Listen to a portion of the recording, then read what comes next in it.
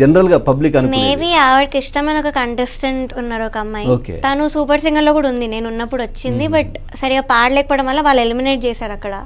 అప్పటి నుంచి నా మీద ఒక గ్రడ్జ్ అనేది ఫామ్ అయింది. మీరు ఇంతకు ముందు చేసిన షోలో తను కూడా పార్టిసిపేట్ చేసింది, అక్కడ ఎలిమినేట్ చేశారు. సో మీరు అక్కడ గెలిచారు కాబట్టి మీ మీద కోపం అంటున్నారు. ఇక్కడ వచ్చి నా మీద అందరికి చెప్పడం, జడ్జెస్ తో తను చాలా క్లోజ్. అక్కడ ఉన్న 3 జడ్జెస్ తో చాలా క్లోజ్. ఫోన్ కాల్స్ మాట్లాడడం కానీ, అక్కడ క్యారవాన్ లోకి వెళ్ళి మాట్లాడడం కానీ ఇవన్నీ జరిగేవి. సో తను కూడా ఏమైనా నా మీద ఎక్కించేసరికి అలా అయిపోయారా ఏంటని నాకు అర్థం కాలేదు. తర్వాత ఇంకొక సమాధానం అంటే ఇట్లా ప్రముఖులు అంటే కొద్దిమంది చూస్తూ ఉంటాం, ఎవరైతే పబ్లిక్ ఫిగర్స్ ఉంటారో, పబ్లిక్లో మంచి పేరు కానీ లేదంటే ఇట్లాంటి ఒక ఉంటుందో వాళ్ళపైన విమర్శలు చేసి నేను కొంచెం పబ్లిక్లో ఉండాలి, లేదంటే సోషల్ మీడియాలో నేను ఎక్కువ కనిపించాలి, లేదంటే నా పేరు వినిపించాలి, ఇట్లాంటి ఆరాటాలు ఆలోచనలు చేస్తూ ఉంటారు కొద్దిమంది.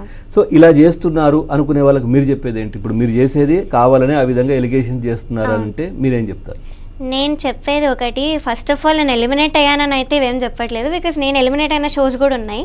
తమిళ్లో ఇంకా హాఫ్ మార్క్తో నన్ను ఎలిమినేట్ చేశారు. నేను అప్పుడు ఇలా ఏం సీన్ చేయలేదు, ఏం అనలేదు. పోనీ న్యాయంగా చేశాను, నేను ఇంకా బెటర్ అవ్వాలేమో అనుకున్నాను. అప్పుడు కూడా చిత్రమ్మ కాల్ చేసి మరీ మాట్లాడారు. అప్పుడు your a very good singer, అంత టాలెంట్ ఉంది, కీప్ ప్రాక్టీసింగ్, నువ్వు పక్కా ఏదో ఒక రోజు మంచి స్థాయికి వెళ్తావు అని చెప్పారు ఆవిడే. సో నేను ఎలిమినేట్ అయిన రోజులు కూడా ఉన్నాయి, కానీ నేను ఎప్పుడు అలా వీడియో చేసి ఎవరిని పాయింట్అవుట్ చేయలేదు. కానీ ఈసారి చేశాను అంటే ఇంజస్టిస్ జరిగింది కాబట్టే నేను చేస్తున్నాను, అన్యాయం జరిగింది కాబట్టే నేను చేస్తున్నాను. అండ్ సింపతి, అటెన్షన్ నాకేం అవసరం లేదు. బికాస్ నేను చెప్పా క్లియర్గా, I'm gonna stay away from this field అని.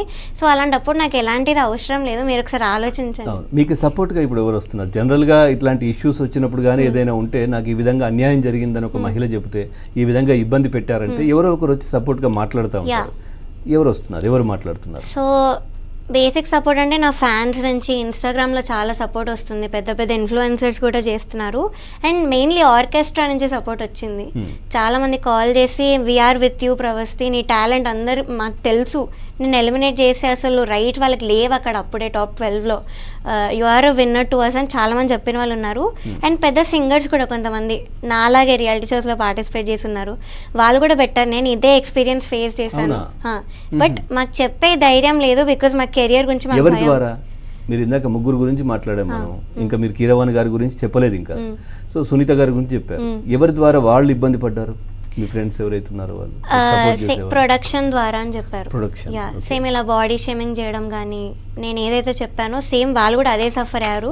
అండ్ జడ్జ్మెంట్ లో కూడా ఇంజస్టిస్ ఉండింది అప్పుడు కూడా. జ్ఞాపిక ప్రొడక్షన్. సో వాళ్ళు ఇంత గతంలో బాలసుబ్రహ్మణ్యం గారు ఉన్నప్పటి నుంచి వాళ్ళేనా? ఇప్పుడు అంటే లాస్ట్ ఎస్పీబీ సార్ ఏదైతే లాస్ట్ సీజన్ చేశారో అప్పటి నుంచి ఉన్నారు వాళ్ళు, కానీ ముందు లేరు. ఓకే, అంటే వీళ్ళకి వచ్చినటువంటి ప్రాబ్లం ఎవరైతే మీ ఫ్రెండ్స్ ఉన్నారో ఈ ప్రొడక్షన్ ద్వారా, సో వీళ్ళ ద్వారా కాదు. ఓకే, జడ్జెస్ ద్వారా అంటే అప్పుడు మరి సునీత గారు ఉన్నట్టున్నారు అప్పుడు కూడా. అప్పుడు విజయ్ ప్రకాష్ సార్ వీళ్ళు ఉన్నట్టున్నారు మేబీ, నాకు తెలీదు. సో అప్పుడు కూడా ఇంజస్టిస్ జరిగింది మాకు అన్న వేలో నాతో చెప్పారు. So thank you for speaking on behalf of us అని కూడా చెప్పారు. ఓకే, తర్వాత సునీత గారి గురించి చెప్పారు. కీరవాణి గారు ఏంటి? కీరవాణి గారితో పర్సనలీ నాకైతే నా సింగింగ్ గురించి అయితే ఎలాంటి నెగిటివ్ కామెంట్స్ ఇవ్వలేదు సార్. బట్ కొన్ని మాటలు